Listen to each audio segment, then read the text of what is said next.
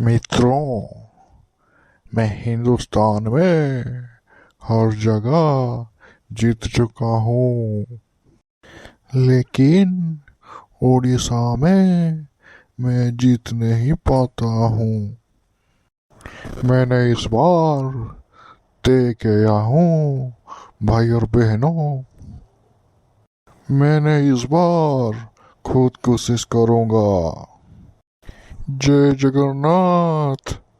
कैसे हो उड़ीसा लोग? किए मोदी बाबू ये अचानक सकाल सकाल एठी मिलिगल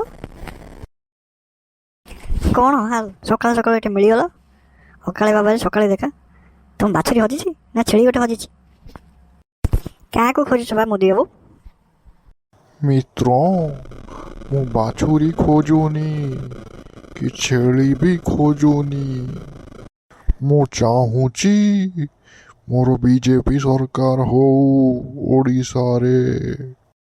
ତମେ ବି ବିଜେପିକୁ ଭୋଟ ଦିଅ। हे तुम बेकार कथा गुड़ा कहनी आमर नवीन बाबू केते भल नवीन बाबू ओडिशा थिला पर्यंत तुम पद्म फुटबनी से डंक भी मुड़ी हो तमें जिते गाई बजे हेले कौन हम आमर नवीन जिंदाबाद। ଆରେ ଓଡ଼ିଶାରେ ବିଜେପି ଜିତିବା ପାଇଁ ମୁଁ ଧର୍ମେନ୍ଦ୍ର ପ୍ରଧାନକୁ ଦାୟିତ୍ୱ ଦେଇଥିଲି। ସେ କ'ଣ ଭଲ ଲୋକ ନୁହେଁ କି? से धर्म छड़ा कहीं पठेले से बिहार था बिहार रही था ओडिशा से वार्ड मेम्बर सीट भी जीति पार से सब गाधौनी बोधे खाली झाड़ुआ झाड़ुआ गंध हो भाषण देला लोक सब उठिक पलाउं तारी ओडिशा पद्म फल उधौनी आ डंक मड़ीगला तुम कह धर्म छड़ा को मुख्यमंत्री कैंडिडेट दब कहीं कौन मोदी बाबू तुम प्रधानमंत्री हो गल ना पाटर आउ कौन बाहर था।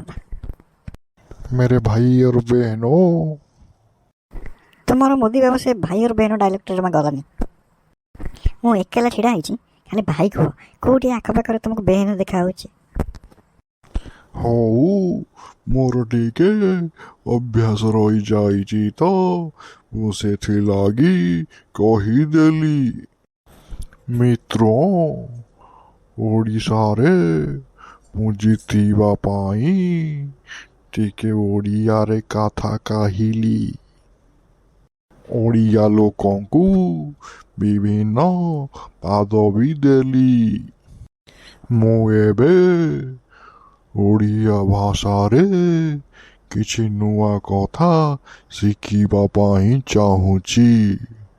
कौन एमती मोदी बाबू नुआ कथा शिखा चाहूच कौनटा कर पकेब एठी ମୁଁ ଚାହୁଁଛି ଓଡ଼ିଶାରେ ଗାଁ ଗହଳି ଭିତରେ ଥିବା ଲୋକମାନେ ମୋତେ ପସନ୍ଦ କରନ୍ତୁ, क्योंकि मैंने भारत को स्वर्ग बनाऊंगा। मोदी बाबू तुम जदि भारत स्वर्ग बनइब आम भारतवासी कहीं कह स्वर्गवासी कह बढ़िया आइडिया आम तो गरीब तुम जा कर। अच्छा भाई, तमे मते किछि गोटे कथा शिखाओ जहाँ जोगु ओडिशार साधारण लोक पाखरे पहुँची पारिबी।